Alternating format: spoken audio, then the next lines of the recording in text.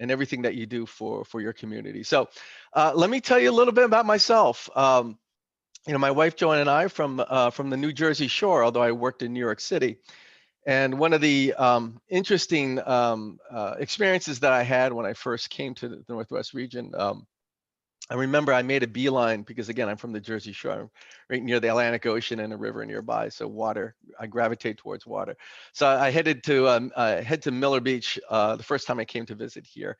And I remember standing on the shores of Lake Michigan and looking out. And you look diagonally to your left, northwest, you see this beautiful skyline of Chicago, and it hit me right there because if you go 400 miles to the East Coast, where I spent most of my time growing up, on the New Jersey shore, you stand on the New Jersey shore in that same exact position, right? The same exact diagonal position from New Jersey, you see the skyline of Manhattan. So I saw that was like my first indication there would be a lot of similarities between the Northeast, where I came from, and the Northwest region of Indiana, where I find myself today. As Atso had indicated, I'm a lawyer by profession. I spent many years as a management side labor and employment attorney. But I did most of my work in educational systems. I was general counsel for the second largest school district in New Jersey. And then before coming to higher education, and then I decided I would like to practice law less and more go into the administrative side of education. So again, as Atso had indicated, I was a director, then I became chief of staff for 2 presidents, then I became vice president for economic development, continuing studies, and government relations with the College of Staten Island and the City University of New York. Now, to tell you a little bit about that previous institution, just before I came here. So City University of New York is probably the largest urban university system in the United States. There are about 25 campuses all across New York City, and I was a vice president at the College of Staten Island, one of the 5 boroughs. Now, everybody here has probably visited New York City. Some may have lived there. Some may have relatives that live in New York City. So just to give you a flavor of where I came from. Staten Island is arguably part of New York City, and I say arguably because, when you're on Staten Island, you don't feel like you're in the middle of Manhattan, right? There's none of the lights and the excitement that's out. The Staten Island, about 600,000 residents, is a quiet community, suburban, history known for farmland in its heyday. Okay, so the borough is much different than any other borough in New York City. It's predominantly small and medium-sized businesses in the borough of Staten Island, and interesting politically, Staten Island is the only conservative-leaning borough in all of New York City. When you hear New York City, you hear this liberal, and it is.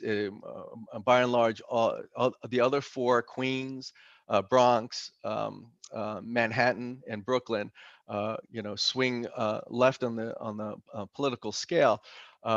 Staten Island's never been like that, and so it has been, called the conservative borough within the liberal city. And the reason I say that is because as the only conservative-leaning borough, it has been left out politically, right? So it really has very little political power in the New York City political landscape. And so what does that mean? That means less resources, less funding, less support, less services in the borough of Staten Island versus all of the other boroughs. And so that's some of the things that we had to deal with. And in fact, it is the name for it, the self-given derogatory name for Staten Island is the forgotten borough, right? Everybody always remembers the other 4, they forget about Staten Island. So there are a lot of challenges in actually running a university in the borough of Staten Island as well too. So what did I do there? Just before coming here to IU Northwest, I was the vice president for economic development, continuing studies, and government relations. And the central mission for my position was really engaging college with community, right? And I use that term, engaging college with community. If you walk into my office back in Staten Island, you'll see in big brass letters when you walk through the door, engaging college with community. So that's how important I feel the integration with universities and the surrounding communities, how important that is. And really one of the reasons why I'm so happy to be here talking with you today as great representatives and members of the community. I oversaw, so what does that mean in my position?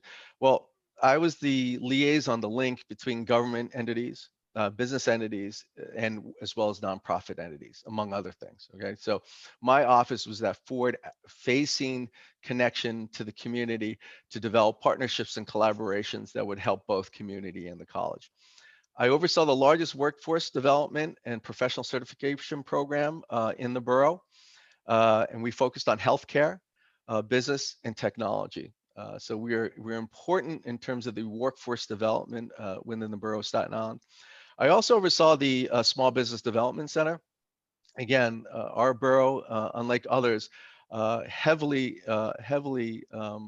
in terms emphasized in terms of small, medium-sized businesses. So our small business development center was a critical role in all things, in terms of economic recovery, in terms of daily support.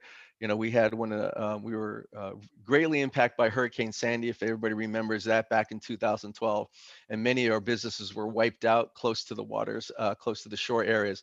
So repeatedly, we're called on to help our small, medium-sized businesses, and we have.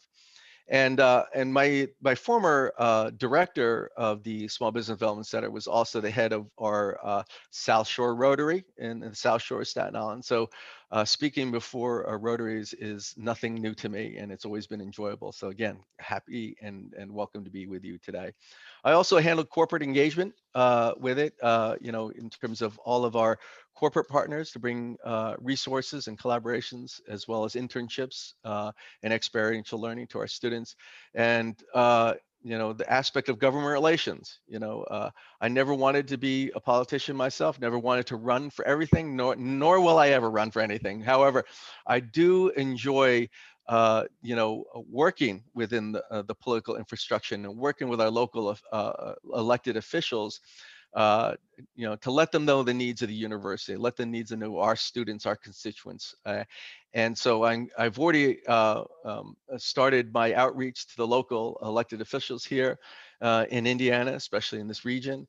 And I'm enjoying what I'm listening to and the people I'm meeting. I'm going to continue to do that as long as I'm here at IU Northwest, in terms of making sure that we're always connected to our elected officials and that we're always on the same page as much as we can be in terms of higher education needs moving forward. And lastly, one of the things I can point to that was, one of the most significant things that my area did back in New York City was we were very much involved in growing innovation centers, right? That was, again, the borough of Staten Island really, small, medium-sized business didn't have a tech sector. So part of our job was utilizing our talent and our power in terms of as an academic center and our faculty, who really high-level faculty that came to us, wanting to be part of the New York City ecosystem. We were involved in bringing the first technology incubator to the borough of Staten Island, developing startup tech companies and attracting them to the borough, because they never, none of these companies really would think about Staten Island as the place to be in terms of starting up their businesses. We're in the process of building the first engineering makerspace on our campus, and that is to provide our professors as well as our students with a high level. It's not just like the community makerspaces that you hear about. This is only high level industrialized equipment that engineers need on a daily basis to invent and to help their students familiarize themselves with the high tech equipment needed for private sector jobs. And then finally, we just, as I left there, I was able to get funding for a new genomics facility as well too. We are always we always keep in mind of the flow of new technologies and its impact on the economy, and certainly, on a very very common level, what we're used to, Ancestry.com, 23andMe, all these types of kits that you buy, that really is a very commercialized branch of genomics research, which is really just sequencing DNA. And anything living on this planet you can sequence, and that is the fundamental building blocks for research, both in terms of health research, but of course in plants and any type of animal research as well too. So we were be able to brought funding for the first genomics facility in the borough as well, because again, it's a burgeoning multi-billion-dollar field that continues to grow to this day. So when I came to IU Northwest and was first expressed interested in the position here, I saw a place similar to my previous institution where I could help spark and grow those things that I sparked in my previous institution. And almost all of them involved collaboration with government, business, nonprofit sectors. And I see, although I came here, there has been these connections. There have been these connections in the past. But from my perspective, that's just the baseline. We can do so much more working with individuals such as yourselves and with community organizations to help communities, but also to help IU Northwest and to get more students through the college pipeline. Um, Now, don't come to me for timing, because I can't. I decided to become a chancellor in the middle of a pandemic. So if you ever seeking any advice about timing, I'm not the one to come to. But that being said, the transmission has been marvelous only because of the people. The people of Northwest Indiana have been so welcoming to me, and the few in-person meetings I've been allowed to have, right, with social distancing and masking, but also meetings like this remotely. It's not the same as pressing the flesh, shaking the hands, and the hugs and all the kind of things like that. But it is I'll take what I can get. The glass is half full at this particular point. I heard people talking about sports. Part of my transition here. Again, there's a lot of more similarities than differences between where I came and Northwest Indiana, but clearly one of the biggest is coming from a fan of Rutgers football, basketball. I was a New Jersey guy to now everything all Hoosiers. So Rutgers just beat the Indiana just this weekend after Indiana beat Iowa, number 4 in the country. I don't know how that happened, frankly, but I'm starting to shift my rooting to Indiana, so I'm starting to make that full transition. Now, that being said, I come at a weird time as well too, when IU football is actually better than IU basketball. I feel like I'm in the twilight zone, frankly.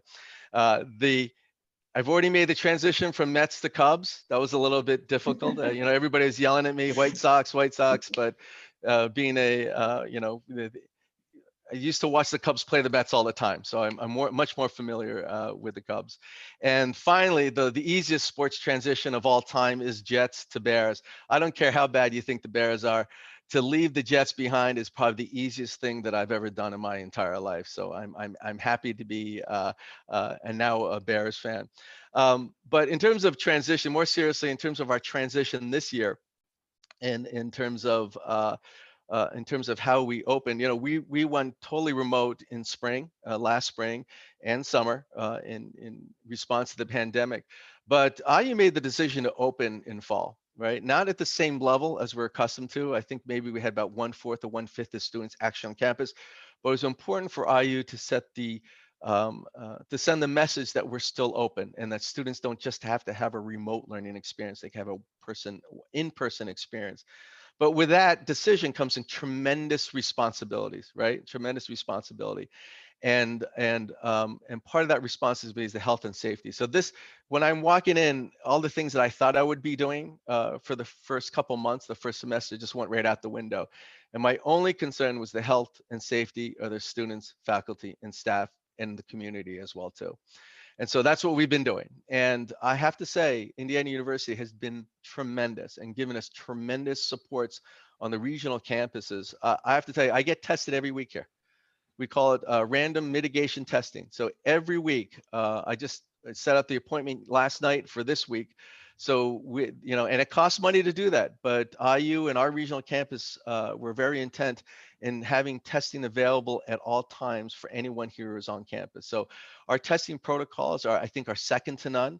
And certainly if you come up positive or you have any type of symptoms, the amount of support that we have to trace and to do contact tracing is really incredible. So we are able to open up safely in fall, and our numbers show that. I think in our last random testing, I think we only just barely over 1% came up positive of all the tests that we do on a weekly basis here. So we have not had no outbreaks on our campus and no significant pods of coronavirus, inflections on our campus as well either.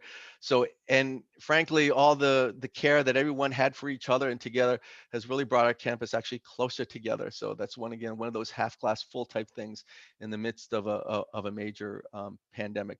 The one other thing that and I want to say about IU Northwest. Oh, but in the future, by the way, right now we went back Thanksgiving back to all remote until the end of February. I don't know how the doctors at IU figured this out, but they had this plan in effect months and months ago.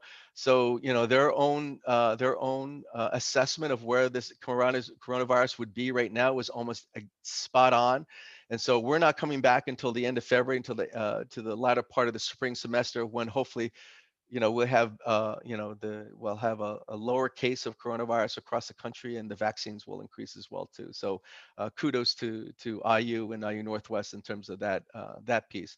Um, However, and I need to stress this, fall 2021, every intention to be open fully fall 2021. Now, I say that with a caveat, right? There's no guarantees, especially with variations of the virus happening moving forward. We don't really know what's going to happen, but the way that we're progressing and the way we see how things are moving and the care that we are having on our campus, we think almost 100% that we can be back fully operation in fall 2020. So there is a light at the end of the tunnel, and it's not an oncoming train. It looks like it really is the end of the tunnel, and knock on wood, I hope we get there, because it's critical for all our businesses. It's critical for what we do, but it's also critical for our students to have that in-person class experience moving forward. The future, one of the things that helped us as well too is that, and I think this is reflective of some of the struggles that our high schools have been having. In terms of dealing with the coronavirus. High schools were never really meant to be remote, right? Nobody really thought about really remote high school degrees, right? But colleges have been thinking about for this for a long time, right? And colleges and universities. So, there's universities dedicated to online education. So IU, fortunately, has been ahead of the game in terms of remote education.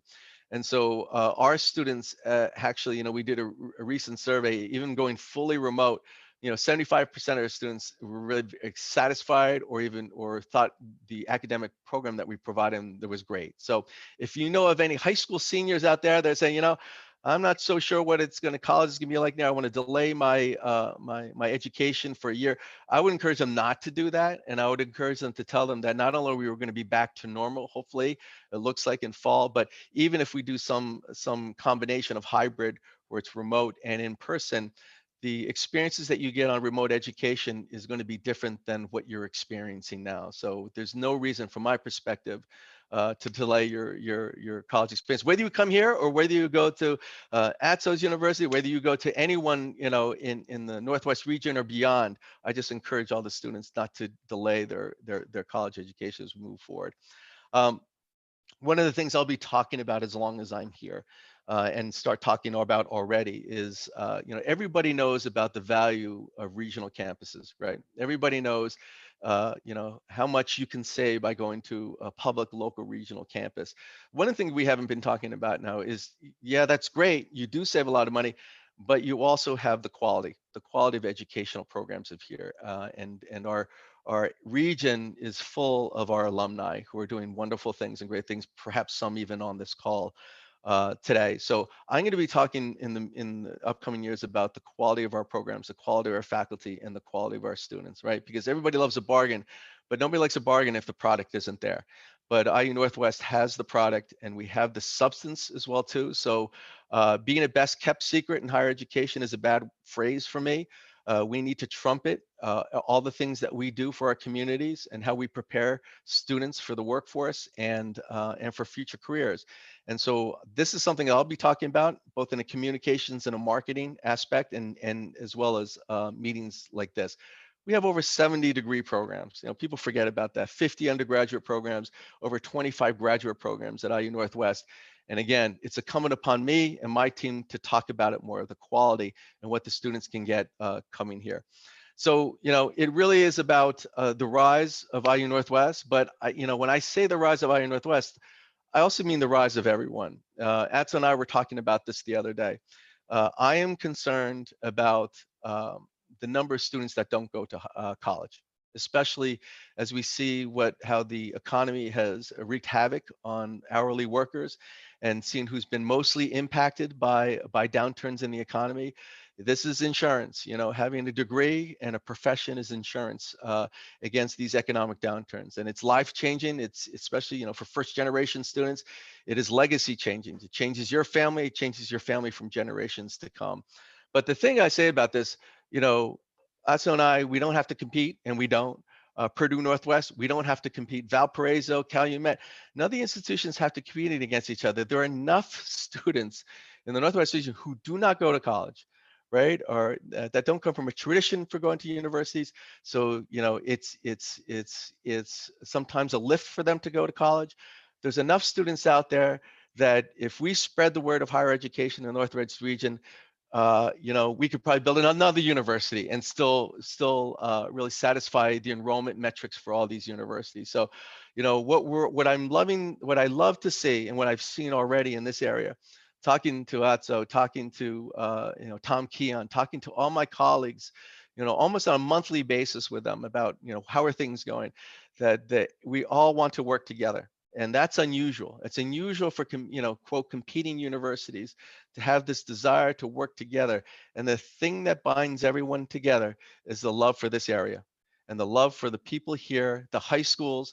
Everybody wants to see everyone succeed. So I think you'll be hearing a lot of noise from all of us collectively, right? Addressing what we see as a problem in terms of college graduation, college entrance, and college graduation. So you'll hear a lot of us talking about that moving forward. But again, one of the things that I so happy that I came to this area is the colleagues here, the collaboration that we have with the high school principals and the higher education institution leaders. It's absolutely fantastic. I'm going to leave you with this. We just did, and talking about the importance. So let me wrap it up in terms of how I view universities within their communities. We use this term anchor institution, my previous institution. Sometimes we call ourselves a regional university, a lot of names for it, but it effectively means all these things about working with communities means being an anchor institution, being an anchor economically, right? Educationally, in terms of the arts, in terms of job preparation, all those things that a community needs. Universities and colleges have a critical role within that place, right? And even more so, I think, in this day and age. The years of college and universities become siloed from their communities.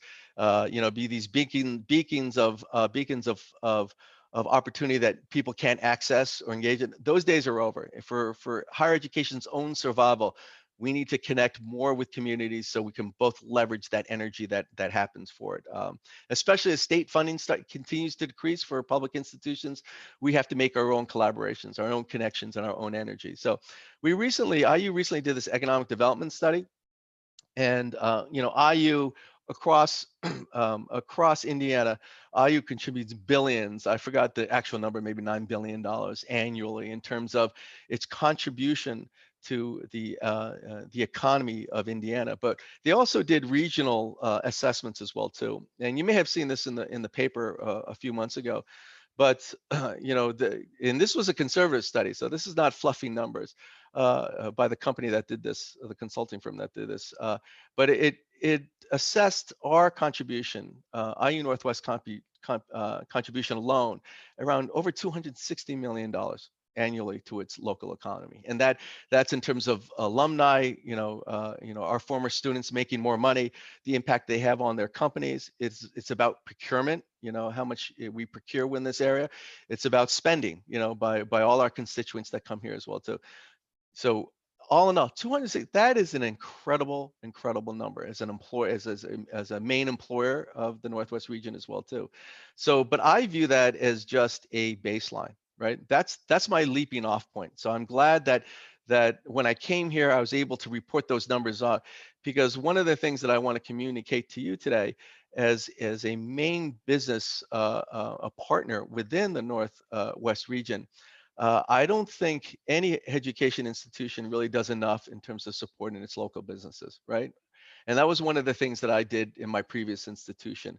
I started looking at all the procurement and looking at who we're doing business with and say, you know, if we can't support our local small, medium-sized businesses and other businesses within the area, we really shouldn't be here, right? We have an obligation to our communities to be able to support them as much as possible, and with benefit to the institution as well too. So moving forward, that is going to be one of my priorities as well too, as looking at our business practices, who we do business with, and making sure that a significant portion of anywhere we can demystify the bidding processes and the bureaucracy of any large institution like Indiana University, any way that we can demystify that and make it more accessible to the business owners and to the professionals here in the Northwest region.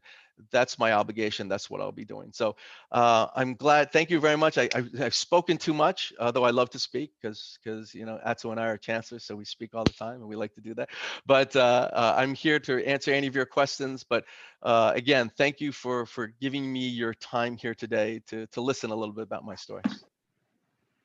Wonderful. Thank you, Chancellor, very, very much. Thank you for your commitment to education, to our students, to our communities and businesses. And we wish you much, much success in IUN, much success in the coming months and the coming years. And I just looked at the chat room, and the most interesting thing that I said today was talking about the Mets, because everybody started jumping in about the Mets and Yankees. So as we knew that would happen. So oh goodness, yes. Well, in appreciation of your time with us today, we're going to donate a children's book to the Valparaiso Public Library in your name. That's wonderful. Thank you so much. You're welcome. Thank you. Thank All you, right. Jen, for a wonderful presentation. And again, I'm going to come and ask you if you're willing to be a member of our wonderful club. We have space for you. I would love to, Asa. Let's have a discussion after. Okay, that'd be great. Thank you. Thank you. Wonderful. All right, everyone, let's join in the four-way test, please. Of the things we think, say, or do. Is it the truth? Is it fair to all concerned? Will it build goodwill and better friendships? Will it be beneficial to all concerned? And with that, have a wonderful week. Stay safe out there. Bye, everyone. Bye, everybody. Bye.